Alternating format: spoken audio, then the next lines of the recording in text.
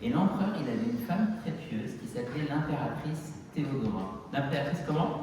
Théodora. Et elle aimait beaucoup Saint-Sévère. Et un jour, l'empereur, parce qu'il a vu que le patriarche Saint-Sévère n'était pas d'accord avec lui, il a voulu le faire tuer.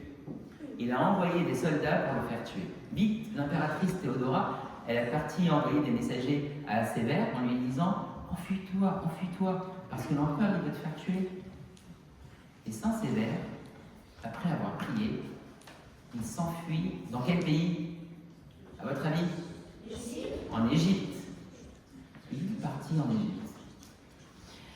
Et alors que des fois, les soldats, ils se déguisaient en moine normal ou en une personne normale pour ne pas se faire attraper.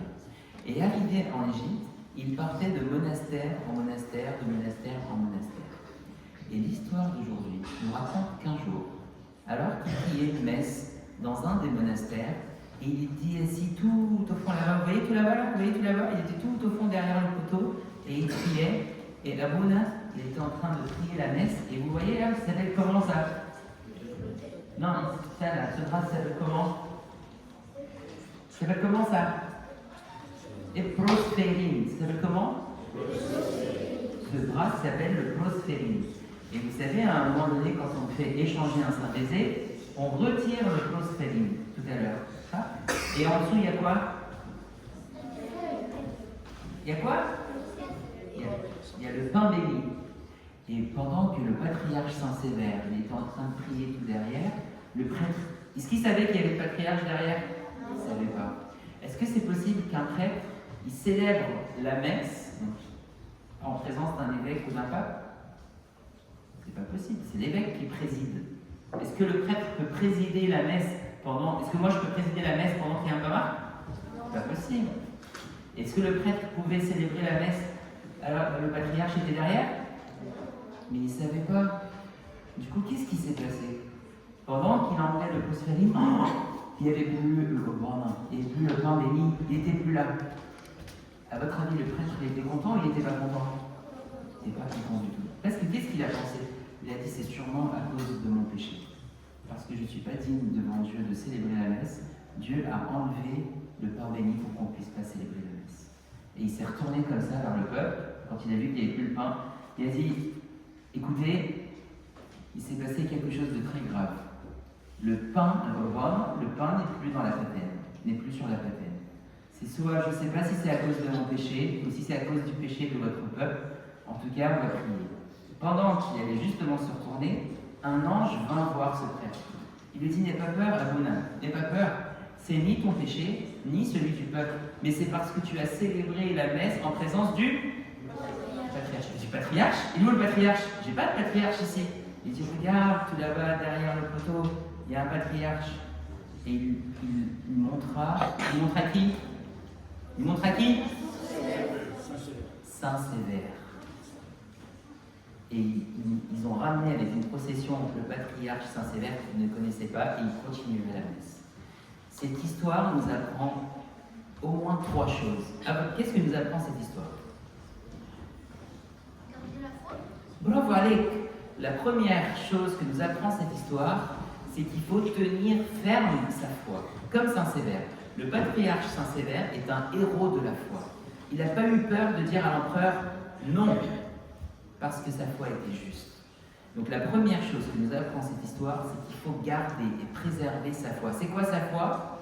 C'est tout ce en quoi nous croyons. Donnez-moi des exemples des choses dans lesquelles nous croyons. On croit en un seul Dieu. On croit en un seul Dieu. À Dieu. On croit en Dieu, oui. On croit que Jésus est son Fils, qu'il est Dieu. On croit que le Saint-Esprit est Dieu. On croit en l'Église, on croit au baptême, on croit en la résurrection des morts. On croit en la vie éternelle. Tout ça, ça fait partie de notre foi. Donc la première chose que nous apprend cette histoire, c'est qu'il faut garder ferme sa foi humaine.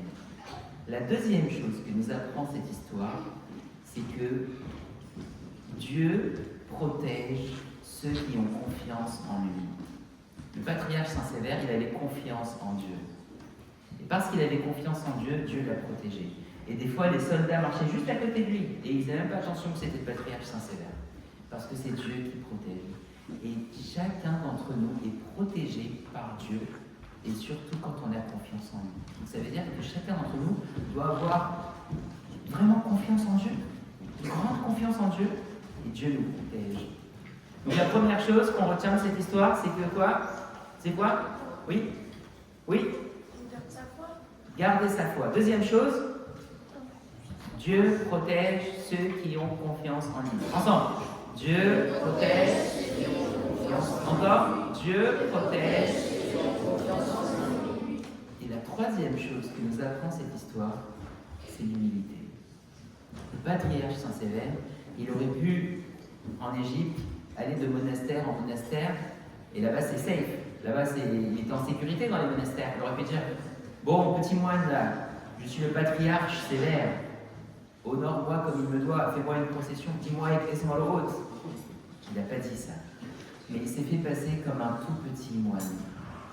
Et vous savez, cette histoire nous montre aussi que Dieu élève les humbles. C'est quoi une personne humble? C'est une personne qui ne cherche pas la gloire du monde. C'est une personne qui ne cherche pas à se montrer grand parmi ses frères. Et quand Dieu voit qu'une personne d'entre nous est humble, il l'élève. Ça veut dire quoi, Dieu élève? Ça veut dire que, sans le vouloir, Dieu te met...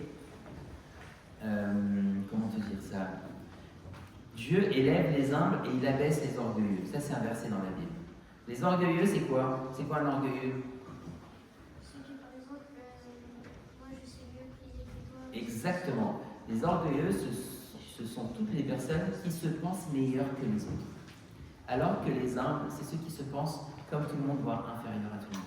Le patriarche Saint-Sévère, alors qu'il était patriarche et qu'il avait une place plus haute dans le degré de l'Église que les moines, il s'est fait passer comme l'un d'entre eux. Donc Saint-Sévère nous apprend l'humilité.